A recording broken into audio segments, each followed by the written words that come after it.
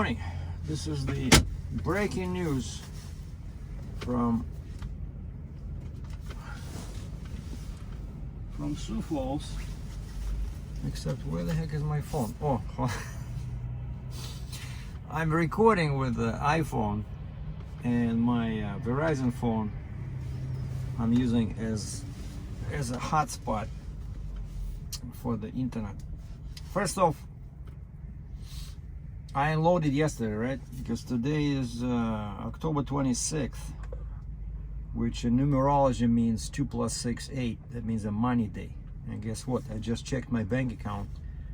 I just received the payment for the load I delivered yesterday, which was Monday 25th. And that's why I like my factoring company. Cannot afford to wait 30, 40, 60 days. Speaking about 60 days, one of the companies on the Canadian load board, that overpriced load board I just signed up a couple of weeks ago, has an interesting load right down my alley, some kind of an excavator, I think like 85,000 pounds. But weight was the only detail, right? No email address, so you have to call them, which is so like 19th century. So you call them and the guy says, yeah, it's an excavator. I said, okay, what's the make and model? So it gives him make and model, and I say, okay, what's your MC number? Broker MC number. So I said, I'll check on my factoring company's website, see if they can factor this load. If not, it'll have to be, if I do it for you and we agree on the price, it has to be COD or wire transfer before delivery. Those are my terms, okay? Either I can factor this if your credit is good. If your credit sucks, I do wire transfer sometime between loading and delivery, but not after delivery, or like even COD, like when they give you a check, you can get screwed, because the guy that you got the load from is not the same guy who will be giving you the check, and that guy can say, hey, they told us, let's say $2,000, whereas the load is paying $20,000. Oh, the broker told me I have to give you $2,000. So no checks, I'm telling you. But I had only one bad experience so far. But anyway, so this guy says, no, we don't have an MC number. I said, well, okay. He says, we're strictly a Canadian carrier. And I'm like, how are you posting a load from US to Canada as a broker if you're just a Canadian carrier? So you don't have a broker MC number. I said, do you have at least like US carrier MC number? The guy says, no, we only operate in Canada. And in case some Canadian brokers are watching this, yeah, in Canada, you can broker freight with no licensing. There's no requirements. Like, you can be Uncle Bob and one of your friends has a load from Edmonton, Alberta to Montreal, Quebec, right? You can act as a broker. You don't need any insurance. You don't need any registration. Anybody can do it. Because especially in Western Canada, they don't like brokers. They everything is word of mouth. So brokers are not a very popular item especially in Western Canada. But this legal freedom does not allow you to operate as a broker on loads originating or ending in US. US has specific rules about this. You must have insurance, you must have a bond, you must be registered as a broker, you must have a broker MC number. Because even some brokers, like a big company in Canada, especially in Quebec, in the province of Quebec, a lot of them will say, oh, we've been doing it for 30 years, we don't need any licensing in the States, we know what we're doing. And clearly I said, no, you don't. So you cannot be a broker for loads out of US if you don't have any registration. And that's what this company, so I I said, I cannot work with you, I'm sorry. And they're like, oh, we have excellent credit. Who's your factoring company? So I give them the name, and then the factoring company emails me back and they say, these guys just called us telling us that you gave us our phone number, and now I feel kind of like guilty that I said these guys on them. But and she says, they said they have an excellent credit rating, and their terms are 60 days, and you said you cannot work with them. And actually, I looked them up, right? I looked them up because my factoring company on the I cannot. I just started this as a joke, but this keeps fogging up. I cannot see anything. And so I looked them up, and you can find the credit rating. You don't need an MC number. You know, as long as you know the name, the company name, and the jurisdiction where they're located, like in this case Ontario. If they have any records, it'll show, right? And so I put in this company's number, name, and Ontario, and it shows like 4 payments that they processed for them, and they were all over 30 days. You know, factoring companies don't like that. When it's over 30 days, it was like 34, 50, 60, 32, something like that. And so I explained, and so they emailed me saying that we got a call from these guys, and I said, don't worry about those guys. I said they cannot operate in the States as a broker because they don't have any registration. So I said I'm not gonna work with them. And I said I also called the load board, the Canadian load board, and I complained to them about this, because why you don't check people's credentials? Like, you're so strict to me as carrier. You wanted all my registration and my CVR number, my MC number, but on their website, because they charge so much money, you know, it's like for a platinum package, like the all-in package where people can see US loads and Canadian loads, they charge them like $500 a month Canadian. And so pretty much they don't care what you do as long as you pay them, you know, $1,000 Canadian a month, right? So that's $6,000 a year. And so I'm telling you, this Canadian load board is just, it's a place for kind of like illegal brokers. People rebroker, double broker, triple broker, no broker authority. Nobody's posting email addresses, you know, like very few people. If they do post an email address, it will be something like info at, where you know nobody will read it. And so you have to call everybody. Yeah, sorry for my look. Actually, I'm going after that image created by Tom Hanks' character in that movie where he was parachuted on an uninhabitable island with a beautiful female. What was it, Paradise or FedEx 3? I forgot, but he plays a FedEx employee in that movie. You'll know what I'm talking about. But I'm going for that look, but it doesn't look good, so I might just have to shave it off when I'm back home. All right, so this guy says this guy has a crane. He has a crane, and he's paying, okay, he's paying Canadian.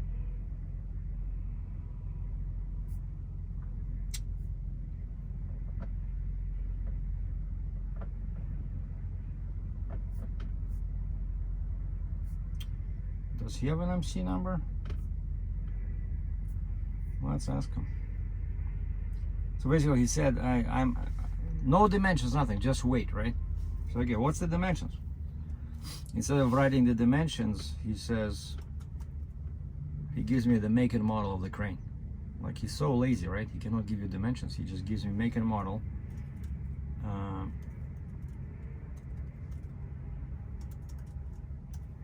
So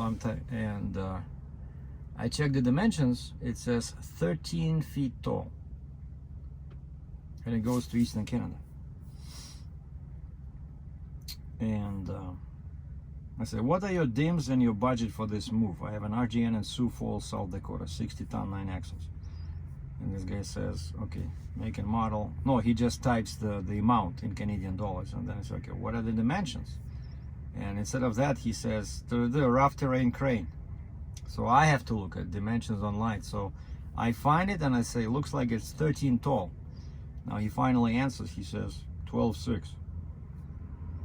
So now I'm asking him, what's your MC number? So I suspect the answer will be, we don't need one. We've been doing it for 30 years, which is BS.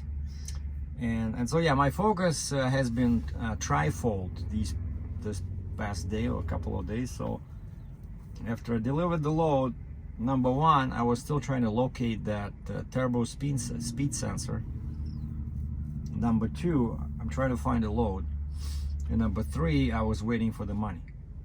So number three has been accomplished just today on this 8 in numerology, day 26th of October. So I got the money, so I have to find the load. But the most exciting news of the day is that I did find the part. Yesterday at night, I was fooling around online, trying all kind of, Google searches for this Cummins speed sensor. And the Cummins guy on the chat I chatted with online, he says, oh, Kenworth gave you the wrong number. And he gave me a new number. Then I called a couple of dealers, like Peterbilt Kenworth dealers. I gave him that number, and the guy says, oh, that one doesn't come up. That looks like an old number. It's actually now has been succeeded by, and he tells me the same number that I got from the Kenworth. So like, it's so confusing. Even Cummins has no idea that that number is no longer valid. Well, it is still valid, but that's not what everybody uses, right? And so I tried doing Google search with that number, with a new number, old number, and finally I found some website where it says available, but no, it doesn't say anything. Just said the price was like 240 bucks US. Can ship pretty much anywhere overnight. They use FedEx. Okay, so I can do overnight to here, and then it says email us to check availability. And so late night yesterday I emailed them. I said, okay, please confirm availability of this Cummins turbo speed sensor part number so and so. And it was so cold in the truck to sleep. I don't know, I didn't want to run the engine because of that stupid engine light. So I went inside. You can sit inside now, and I have my own internet. Right, and so I see I have 2 emails, and both of them were from this online store, where they said, yeah, we don't have it in our warehouse, but this qualifies as a breakdown emergency, roadside assistance type of a deal. So it's going to be drop shipped directly from Cummins. Even though yesterday when I was chatting with that guy, he says they don't have it, but these guys confirmed. They said, yeah, we don't have it in our warehouse, but Cummins can ship it under this emergency breakdown program, And so now the part is, instead of $200, I think it was $248, but they will ship it overnight for 30 bucks US. And so I found a local FedEx customer center, and I said, please ship it to my attention, put my name. I double checked that they have my name correctly.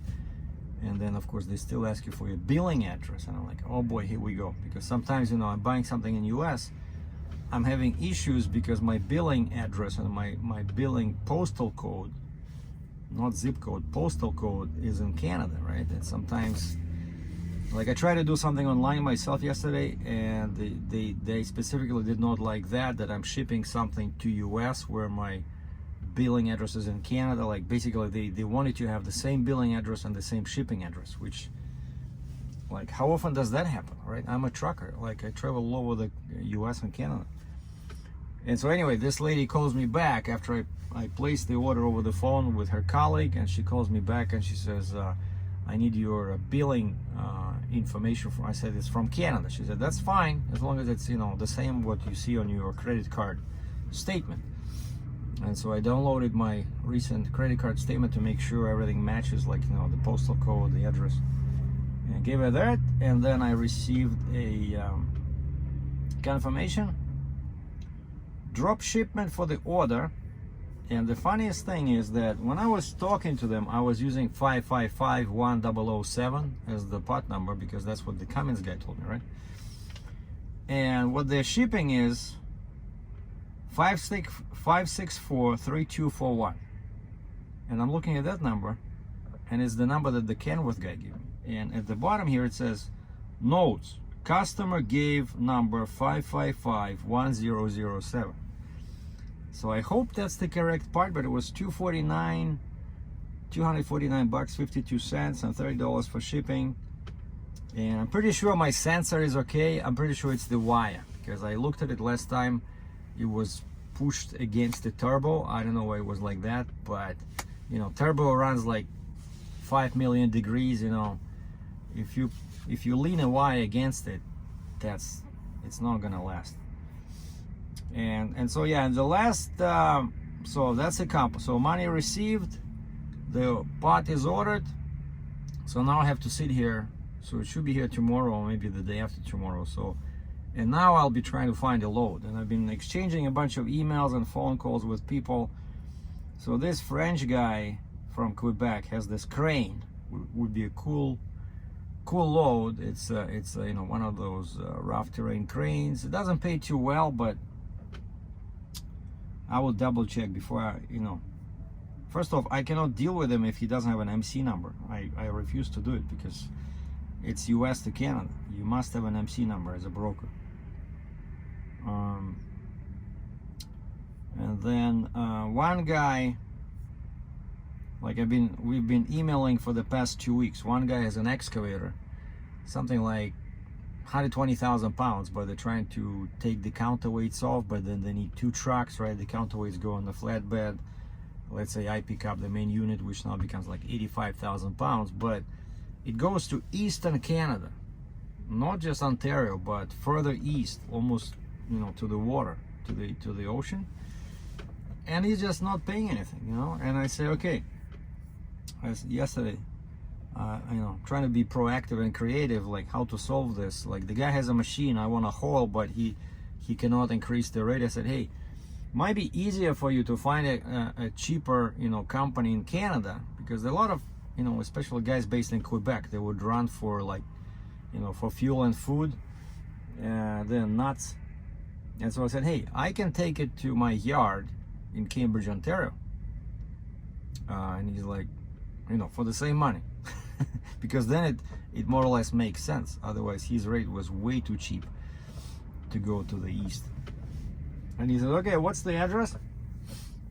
And then next sentence he says, can you hold the entire machine?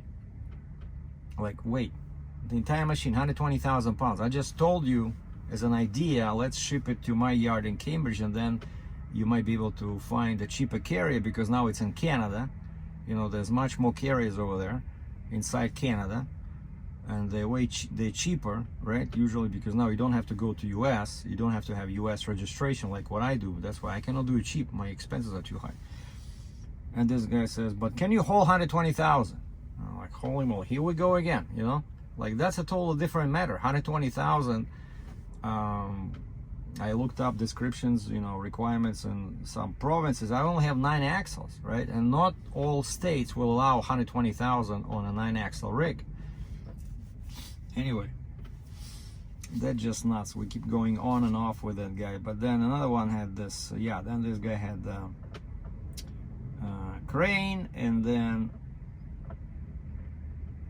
some guy sends me, some guy calls me, he says, what's your email address? I want to send you a quote request. We have an opportunity for frequent flatbed business in Ontario for the upcoming year. Please see attached. And I see it's all flatbed, like 2 pages. And then, oh, I forgot about this lady. Yeah, they sent me an invoice for my permits. So I'm just gonna email them which card to use on. Oh, and then this, I was checking my credit card, the one I used to buy that air filter in my North Dakota,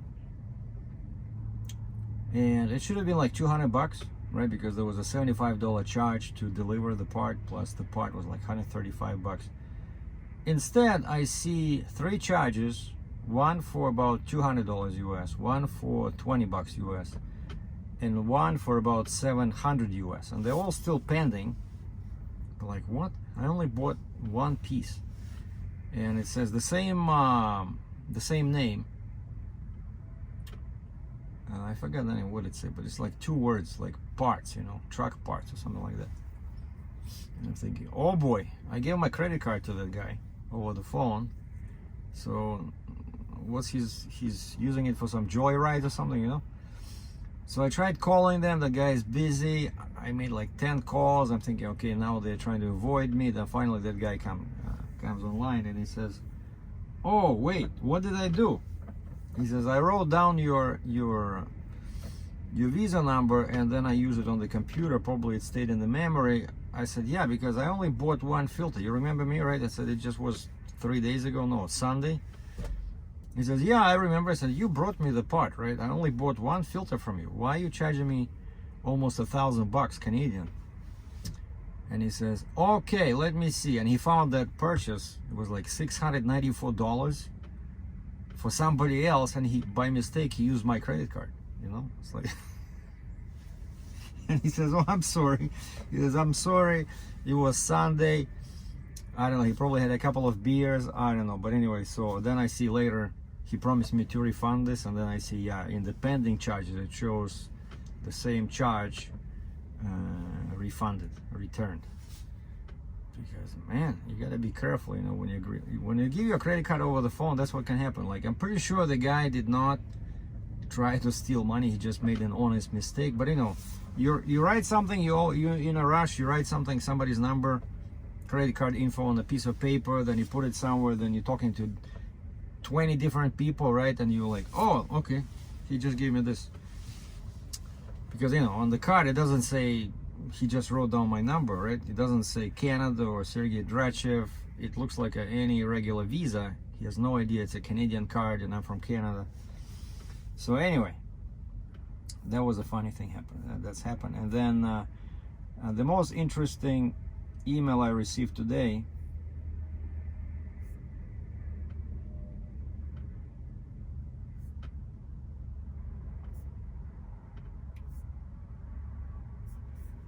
the most interesting email I received today was this.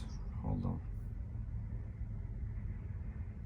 This was Sureway Transportation. Good afternoon. I have some loads available, comma, for 53-foot reefer. Dunkirk, New York to Parrish, Florida, $3,000. Albion, New York to Greensboro, NC, $2,200. Kent, New York to Atlanta, Georgia, $3,200. Byron, New York to Jessup, Maryland, $1,400. And then below it says Cabbage load, brackets, 36 degrees, 43,500. So the weight is 43,500 pounds. Stella, phone, fax, email, have a freight day. Now, how do you react to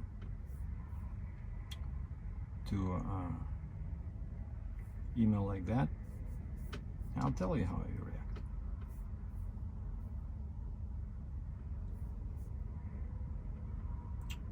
From Sergei Dratchev Heavy Haul to Stella Johnson, subject, Dunkirk, New York. It's 36F outside, so I think I could do this on my 60-ton RGN without needing a reefer. The only problem is I weigh 60,000 pounds empty, and I can take only 20,000 pounds of the cabbage. Also, I'm Canadian, so once I pick this up, it has to go to Canada. The nearest Canadian town to Jessup, Maryland is Fort Erie, Ontario.